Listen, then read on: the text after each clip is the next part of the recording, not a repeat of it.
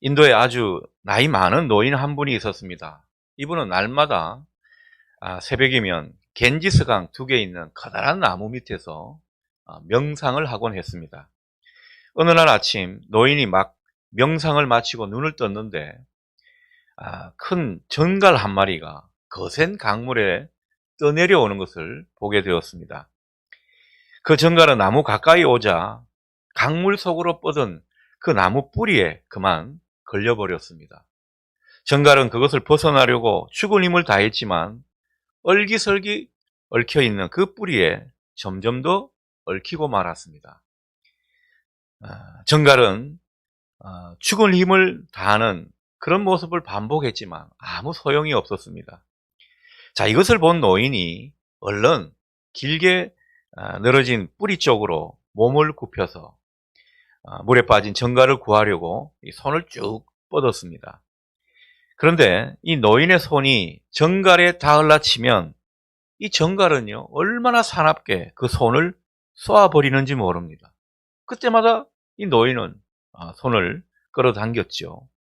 하지만 곧다시 균형을 잡고 그 정갈을 구하려고 이 노인은 몸을 기울였습니다. 그러나 노인의 손이 닿을 때마다 정갈은 사정없이 독을 쏘아서 이 노인의 손은 점점 부어올랐습니다. 노인은 그 고통을 참느라고 얼굴을 찡그릴 정도였습니다. 바로 그때 지나가던 한 사람이 그 광경을 보다가 소리쳤습니다. 저런 어리석은 사람이 있나? 정신 나간 것 아닙니까? 어리석은 바보나 그렇게 목숨을 걸고 저 쓸모없고 추악한 놈을 구하지 뭐 하려고 구합니까? 그 배은망덕한 것을 구하려다가 당신이 죽을 수도 있다는 사실을 정녕 모른단 말입니까? 그렇게 말을 합니다. 그러자 이 노인은요, 천천히 고개를 돌리면서 조용히 그 낯선 사람에게 말을 합니다. 여보시게, 쏘는 것은 전갈의 천성 아닌가? 그렇다고 그것을 구해주고자 하는 내 천성을 포기해야 할 것까지는 없지 않은가? 헨리 나우엔의 책 중에 나오는 글입니다. 여러분, 이 이야기를 보면서 주님이 많이 생각나는 것, 저만 그렇습니까? 정말 주님이 생각나는 이야기가 아닐 수 없습니다. 우리는 어쩌면 이 정갈처럼 물고 쏘아대고 주님께 배은망덕한 그런 모습을 보이는데 주님은 그런 우리를 위해 오셨습니다. 죄악의 물결에 휩쓸려 죽는 줄도 모르고 그렇게 교만하게 살았던 그런 우리를 구원하시기 위해서 주님은 십자가에 죽으시고 또 다시 살아나신 것입니다. 그래서 그 사랑과 구원의 행동을 당신의 능력으로 입증해 보여주셨고 또 그것이 당신의 천성임을 우리에게 알려주셨습니다. 지금도 바보 같은 우리 주님은 당신의 그 천성을 포기할 생각이 없으십니다. 오히려 그 천성을 더 많은 사람들이 경험하기를 원하십니다. 바로 우리를 통해서 말이죠. 주님의 제자들이 예루살렘에서부터 고향 갈릴리로 낙향했습니다. 그리고 예전에 하던 고기잡이 일 다시 하는 모습입니다. 3절을 보실까요? 베드로가 그렇게 말하죠. 나는 물고기나 잡으러 갈란다. 그렇게 말하며 고깃배에 오르자 다른 제자들도 우리도 함께 가겠소 하면서 그 베드로를 뒤따라 배에 오르는 모습입니다. 생업을 포기하고 사람 낚는 어부가 되겠다고 그렇게 주님을 따르고자 맹세하며 주님의 길을 갔던 그 제자들, 이제는 주님께서 부활하셨는데 그것도 이미 2번이나 부활의 주님을 만났는데 그만 물고기 잡던 원래 모습으로 회귀하고 말았습니다. 왠지 안타깝고 짠한 느낌을 가지게 됩니다. 주님께서 부활하셔서도 이 제자들 마음 안에는 허탈감, 두려움, 환멸 같은 그런 감정들이 여전히 남아 있었던 모양입니다. 무엇보다 주님의 십자가 앞에서 자기들이 그렇게 무능하고 비겁했던 그 모습이 계속 떠올라서 참담한 기분이었습니다. 주님과 함께라면 죽음도 불사하겠다던 그 호기는 다 어디 가고, 주님께서 잡히시고 매를 맞으시고 십자가에 달려 죽으시기까지 그들은 유대 지도자들한테 말 한 번 제대로 하지를 못했습니다. 저항 한 번 제대로 하지 못한 채 달아나기에 바빴습니다. 그들의 그런 비겁한 뒷모습, 나중에서야 그 모습이 생각나면서 그 이후로는 뇌리에 내내 지워지지 않았습니다. 마음의 자국으로 남기까지 했습니다. 특히 베드로는 그 누구보다도 많은 상실감과 죄책감에 시달린 사람이죠. 그렇게 주님의 수제자로 자처했던 자신이 그깟 목숨 하나 부지하려고 주님을 3번씩이나 모른다고 부인했던 그 일에 대해서 말할 수 없는 환멸을 느꼈습니다. 스스로에 대해서 실망감을 금치 못했습니다. 자신이 너무너무 싫었습니다. 자기를 되돌아보니까요, 주님을 팔아넘긴 그 가룟 유다, 그 가룟 유다나 자기나 덧진 개찐이었습니다. 다를 바가 없었습니다. 그런 생각에 너무 자책이 되니까 잠을 이룰 수가 없었고 아무 일도 할 수가 없었던 겁니다. 자, 그런데 이런 실망감과 죄책감이 그의 발목을 잡고 있던 상황에 오시겠다던 주님께서 오시지 않자, 그래, 주님은 안 오실 거야. 에이, 오시겠어. 이런 어떤 자격지심이 들면서 그는 다시 본업인 고기잡이를 위해 배를 탄 것입니다. 가뜩이나 마음이 편치 않고 상실감도 컸는데 이 그날따라 고기는 왜 이렇게 안 잡히는 것입니까? 성경을 보니까 한 마리도 못 잡았다고 전해주고 있습니다. 제자들은 허탈했고 베드로의 마음도 참담하고 상실감은 더 커져만 갔습니다. 제자들이 밤새 헛수고하는 동안 주님은 바닷가에 서 계셨습니다. 그들의 광경을 쭉 지켜보신 것이죠. 4절을 보면 이런 가운데 제자들이 주님을 전혀 알아보지 못하는 그런 모습을 보게 됩니다. 주님께서 멀리서 소리치시죠. 여보게들, 고기를 못 잡았지. 그렇게 주님께서 말씀하시자 그들이 못 잡았다고 말을 하고, 그래서 주님은 6절에서 보듯 그물을 배 오른쪽으로 던지면 잡힐 것이다, 그들에게 일러주십니다. 놀랍게도 그들이 그 말씀대로 던졌더니만 물고기가 엄청나게 많이 잡혔다고 하죠. 그물을 들 수가 없을 정도였습니다. 11절을 보면 나중에 이 물고기 숫자를 세어보니까 큰 물고기가 153마리라고 성경은 전해주고 있습니다. 다행히 그물은 찢어지지 않았다고 본문은 전하고 있는 것이죠. 자, 그때 예수님의 사랑하시는 제자 요한이 직감적으로 주님이신 것을 알아차렸습니다. 7절이 그 상황이죠. 베드로 형, 주님이십니다. 요한이 소리칩니다.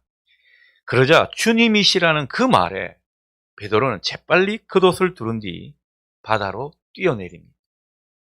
그리고는 한 90m를 헤엄쳐서 해변으로 올라갑니다. 왜 그랬습니까? 주님이 무척 보고 싶었던 것이죠. 그러니까 충동적으로 이런 행동을 한 것으로 보입니다. 베드로 캐릭터가 원래 이런 것 아닙니까? 캐릭터가 죽지를 않았습니다. 육지에 올라와 보니까 주님께서 아침 식사를 준비해 주시는 그런 모습입니다.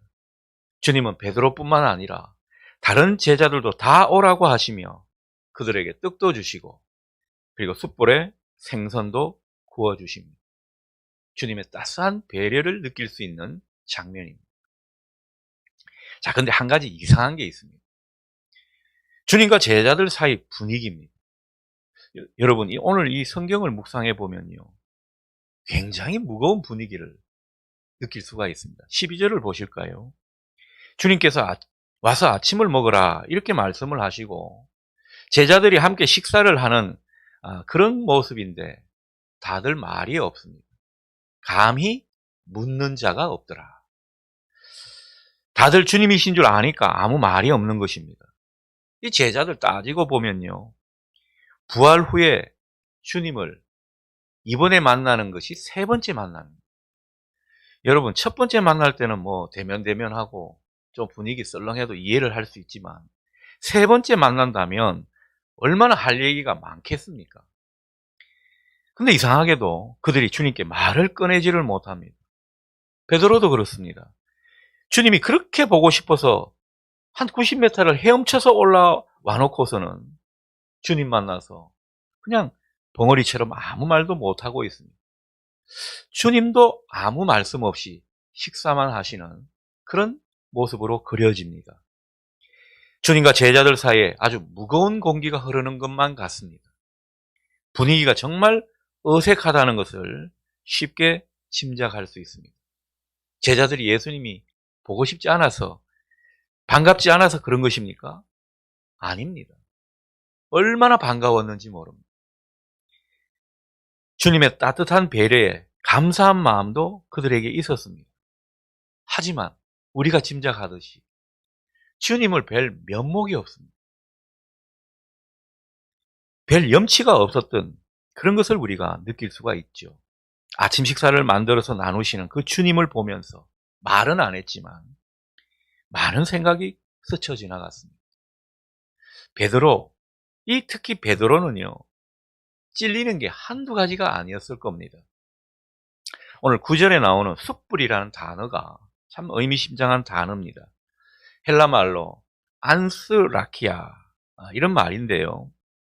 이 단어는 요한복음에만 2번 등장합니다. 신약 성경에 요한복음에 2번 등장하는, 그게 끝입니다. 그만큼 의도적으로 이 단어를 쓴 것입니다. 한 번은 요한복음 18장 18절에 이 단어를 씁니다. 거기에는 불이라고 번역되어 있습니다. 여기는 숯불이라고 되어 있고요. 이게 같은 단어라는 것입니다. 그렇다면 요한복음 18장 상황이 중요하겠죠. 주님이 잡혀갔던 그날 밤, 이 베드로도 주님 뒤를 따라가다가 결국 대제사장 가야바 집에 들어갔죠. 그리고 거기서 추워서 숯불을 피우고 쬐는 그런 장면을 성경이 전해주고 있습니다. 자, 그때 베드로, 그 유명한 장면 우리가 기억합니다. 그 종이, 가야바 집의 그 종이 이 베드로를 다그치자 결국은요, 예수님을 모른다고, 그분을 알지 못한다고 주님을 3번이나 부인하며 저주까지 했던 그 사건 말입니다. 베드로는요, 지금 주님이 지피신 그 숯불을 보면서 그때 숯불을 쬐면서 예수님을 부인했던 그 장면이 생생하게 떠올랐습니다. 자, 그런데 그랬던 자기를 주님께서 이렇게까지 친밀하게 맞아주시니 고맙기도 하고 부끄럽기도 하고 이 두 마음이 교차하고 있는 상황인 것입니다. 그러면서 또 다른 기억이 떠오르죠. 먼저 오늘 겪었던 일입니다. 물고기가 그물에 가득 찬 그 광경, 마치 데자뷰 같습니다. 주님을 처음 만났을 때 주님께서 만선의 기적을 체험하게 해주셨는데 그때 일이 떠오르게 된 것이죠. 정말 흡사한 데자뷰 같은 그런 사건으로 느껴졌다는 것입니다. 그때 주님께서 말씀하신 대로 깊은 물에 그물을 던졌더니만 2배의 물고기가 가득 찬 그런 체험을 하지 않았습니다. 그런데 자기를 부르시던 그때를 생각하니까 지금 얼마나 또 부끄러운지 모릅니다. 생선과 떡으로 아침 식사를 나누는 자리, 마치 주님이 돌아가시기 전에 제자들과 마지막 식사를 하던 그 장면이 연상되는 장면인 것입니다. 그때 베드로 주님께 아주 호언장담했죠. 그 마지막 식사에서 주님께 아주 당당하게 말합니다. 다른 사람은 몰라도 저는 주님을 절대 버리지 않을 겁니다. 그렇게 말을 했던 장본인이 바로 자기라는 것이죠. 그때 장면이 기억이 나면서 베드로는 또 깊은 자괴감에 빠져버렸습니다. 입이 10개라도 아니 100개라도 할 말이 없는 것입니다. 하지만 주님께서는 이런 제자들을 찾아와 주신 것입니다. 그리고 그들에게 보여주신 행동은요, 뭐 나무라거나 정죄하거나 옛날 일을 자꾸 기억하면서 뒤끝을 보이시는 그런 모습이 아닙니다. 이런 제자들의 믿음의 실패, 상실감을 느끼는 그런 마음자리, 죄책감으로 얼룩진 그 모든 마음을 새롭게 회복시켜 주시려 주님은 찾아오신 것입니다. 오늘 말씀에서 주님께서 보여주신 모습이 바로 그런 모습이죠. 이미 그들을 용서하셨다. 그들의 상실감과 죄책감의 그 자리에 주님의 사랑을 채워 넣으면서 너희들과 함께 하겠다는 그런 사인을 주고 계신 것입니다. 오늘 말씀에서 무척 감동적으로 와닿는 구절이 바로 12절 상반절이 아닐까 싶습니다. 와서 조반을 먹어라. 새번역 성경은 이를 와서 아침을 먹어라 이렇게 번역하고 있습니다. 언뜻 구약의 한 사건이 기억이 나죠. 로뎀 나무 아래 쓰러져 자던 그 엘리야. 하나님께서 그 엘리야를 찾아가시죠. 천사를 통해서 그 엘리야를 어루만져 주시면서 얘야 일어나 먹어라. 그렇게 하셨던 말씀이 생각나는 장면입니다.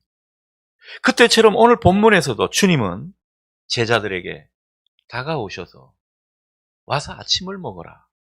주님께서 정성껏 준비한 그 아침을 먹이시겠다는 그 말씀을 하고 있습니다.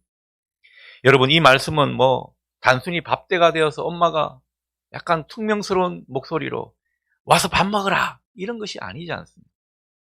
그리고 경상도 아버지가 이 잘못한 자식을 앞에 두고 마음을 꾹꾹 누르면서 그렇게 한마디 보통 하죠. 밥 먹자. 이런 것도 아닙니다. 주님은 자기 감정을 억누르면서 애써 참으면서 이런 말씀을 하시는 것이 아닙니다. 오늘 이 말씀을 하시는 것은 여러 가지가 연상이 되는 그런 말씀이 아닐 수가 없습니다. 이런 거겠죠. 얘들아, 와서 아침을 먹고 기운을 차리거라. 이런 것일 수도 있고요. 다들 힘들었지. 너무 죄책감 가질 것 없다. 이런 말일 수도 있겠습니다. 아니면 니들은 다 나를 버렸지만 나는 너희들 절대로 안 버린다. 아마 이런 뜻도 그 안에 숨겨져 있을 수도 있습니다. 한마디로 예수님은요, 그 제자들 안에 있는 예수님에 대한 미안함, 그리고 여러 가지로 상실감에 허우적거리는 그런 모습, 죄책감으로 얼룩진 그런 마음의 자리를 걷어내고 대신 주님께서 제자들을 여전히 사랑하고 신뢰하고 계신다는 그 마음으로 와서 아침을 먹어라. 얘들아. 그렇게 말씀하신 것입니다. 그러니 이 한마디의 음성이 얼마나 제자들을 향한 용서와 사랑, 배려가 느껴지게 하는 장면입니다. 주님은 제자들의 그 믿음의 실패, 무능함, 인간적으로 도리를 다하지 않은 그런 모습, 그런 것 따지고 비난하고 정죄하지 않으셨습니다. 오히려 그들의 이런 연약한 모습을 감싸 안으시는 모습입니다. 이미 다 안다는 그런 마음으로 제자들에게 다가오신 것입니다. 그래서 주님께서 이 말씀을 하실 때 그 주님의 진정성을 느끼게 된 제자들은요, 얼마나 위로와 힘을 얻었을까 그런 생각을 해보게 됩니다. 여러분, 우리가 믿는 주님은요, 바로 이런 주님이십니다. 주님은 오늘 우리에게도 마찬가지로 대하실 줄 믿습니다. 우리도 신앙생활 하다 보면 영적으로 실패할 때가 들어 있습니다. 주님 보실 때 아주 부끄러운 행동도 때로는 할 때가 있죠. 아니, 목사가 그런 행동을, 아니, 장로와 근사가 그런 모습을 보이다니, 이런 모습이 우리에게도 들어있곤 합니다.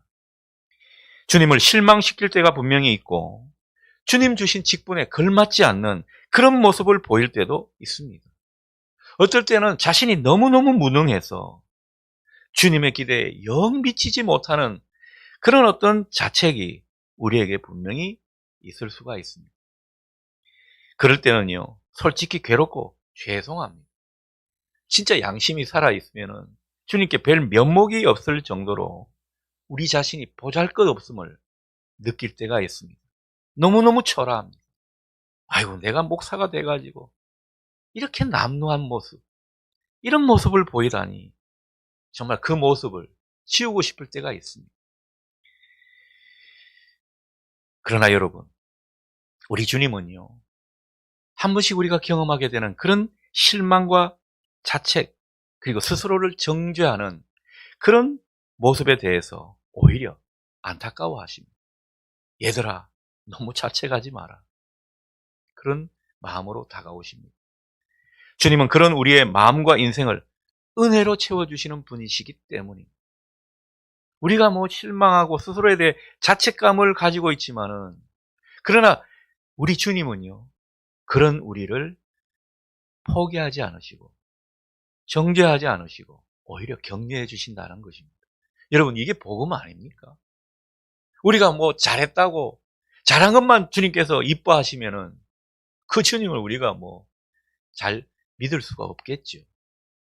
근데 진짜 주님의 은혜는요, 스스로를 자책하고 스스로에게 실망감을 가지고 너무나 주님께 죄송하다고 정말 쥐구멍이라도 있으면 들어가고 싶은 그때 주님의 은혜는 더 우리에게 가까이 다가오는 법입니다. 그러니까 여러분, 오히려 우리가 스스로 주눅이 들고 주님께 볼 면목이 없는 그럴 때 오히려 주님이 우리를 불쌍히 여기시도록 그렇게 하시면 좋겠습니다. 오히려 그때 더 뻔뻔하게 주님을 바라보는 것입니다.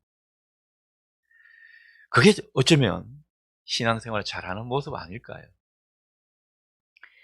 제가 며칠 전에 저희 동네 인근산에 둘레길을 돌고 있는데 한 60대 중후반쯤 됐을까요? 어떤 아저씨가 이 푸들 개를 데리고 산책하는 모습을 보았습니다. 푸들이 너무너무 이뻐가지고 저 개를 좀 우리 집에서 키우고 싶다 할 정도로 그렇게 너무너무 귀여웠습니다. 근데 참 인상적인 것은요, 주인 아저씨는 뭐 그냥 평범한 아저씨예요. 굉장히 수수한 그런 모습의 아저씨인데 이 이쁘고 귀여운 푸들은요, 연신 주인을 보는 겁니다. 한 두세 발자국 그럴 때마다 주인을 보는 겁니다. 그 모습이 너무 인상적이었습니다. 우리가 이랬으면 좋겠다, 그런 생각이 듭니다. 뭐 주님이 때로는 뭐 우리가 느끼기에 밀어내실 만한 그런 상황에도 주님을 보는 겁니다. 그게 신앙 잘하는 모습 아닐까? 그게 은혜를 받는 모습 아닐까? 생각을 해보게 됩니다. 제가 또 궁금해서 그 아저씨에게 물어봤죠. 이 개가 왜 이렇게 주인을 바라보는 겁니까? 그분이 한다는 말이 원래 먹을 걸 주기로 했는데 안 줘가지고 자꾸 바라본답니다. 여러분, 뭐 주님께 뭘 달라고 해서 바라보든 아니면 그저 주님이 좋아서 바라보든 주님의 그 사랑이 느껴져서 바라보든 언제나 주님을 바라보는 그 모습이 우리에게 필요한 것 같습니다. 오늘 주님은 우리에게 이렇게 말씀하십니다. 얘들아, 와서 아침을 먹자. 와서 먹고 용기를 내라. 괜찮다. 자책하지 마라. 주님은 오늘 이 말씀을 음성으로 들려주시는 것입니다. 이 음성이 여러분 가운데 들려질 수 있기를 바랍니다. 여러분, 주님이 이 음성을 들려주신 까닭이 뭔지 아십니까? 여러분이 후회할 일들을 더 이상 하지 않으리라는 것을 믿으시기 때문입니다. 주님은요, 서두에 이야기 드렸던 그 노인처럼 속고도 또 손을 내미는 분입니다. 그만큼 우리를 믿으신다는 거예요. 조금은 더 잘하겠지. 조금은 더 나아지겠지. 그래서 주님은 아무 말씀 안 하시는 것입니다. 우리를 믿기 때문에. 따지고 보면요, 우리 안에 있는 하나님을 믿는 것이겠죠. 하나님이 결국은 우리를 바꾸어 주실 것이기 때문에 정말 하나님께서 하나님 형상 닮은 그런 모습으로 세워 주실 것이기 때문에 그 비전을 갖고 우리의 작은 실패와 무능 그리고 주님께 속상하게 했던 그 모습을 탓하지 않는 것입니다. 오늘 이 주님이 우리와 함께 하시는 것입니다. 그러니 여러분, 주님 앞에서는요, 뭐 자책하고 스스로를 실망하면서 오히려 주님을 더 이렇게 멀리하는 이런 모습보다는 오히려 주님 손을 더 붙잡는 것이 필요합니다. 주님께 이렇게 기도하십시오. 주님, 제가 원래 이런 사람입니다. 저 이렇게 연약하고 미련한 것 주님 잘 아시지 않습니까? 저를 다시 한번 불쌍히 여겨주시고 제 손을 꼭 붙잡고 나아가 주십시오. 우리 모두의 기도 제목이 될 수 있기를 바랍니다. 주님께서 모든 일에 우리와 함께 하실 것을 믿고 나아가십시오. 여러분의 이 믿음이 주님을 새롭게 보게 할 것입니다. 그리고 새로운 은혜를 경험하게 할 것입니다. 기도하겠습니다.